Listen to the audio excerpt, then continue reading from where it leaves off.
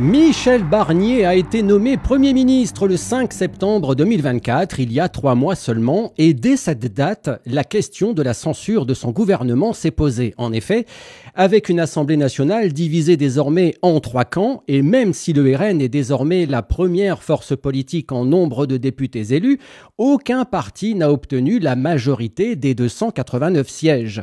Censurera, ne censurera pas, si le nuage gazeux politique islamo-collabo du NFP a fait savoir qu'il ne votera pas la motion de censure provenant du RN, le RN, lui, a annoncé qu'il pourrait voter celle de la gauche.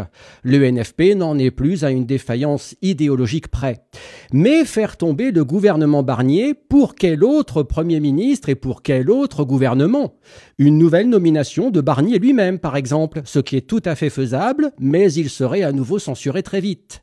Une première ministre de gauche, en la personne de Lucie Castet, avec Hugo Bernalicis à l'intérieur, Louis Boyard à l'éducation nationale, Sandrine Rousseau à l'écologie, Sébastien Delogu à la justice. Quel cauchemar, quel désordre, quelle chute, quel scénario et gouvernement merdique qui, lui aussi, serait de toute façon vite censuré.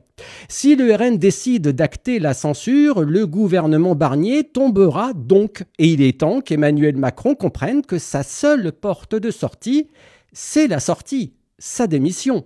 Rendons à la France et aux Français la démocratie sans embrouille et manipulation des masses par la peur qui extrême droitisera toute personne qui ne pense pas comme l'extrême centre et l'extrême gauche. En effet, la droite nationale n'est pas l'extrême droite. Il faut laisser cet argument user jusqu'à la corde à ceux qui n'ont plus rien à dire, à ceux qui ont mis le pays dans l'état que nous connaissons, tous aujourd'hui, des champions du monde, à n'en pas douter.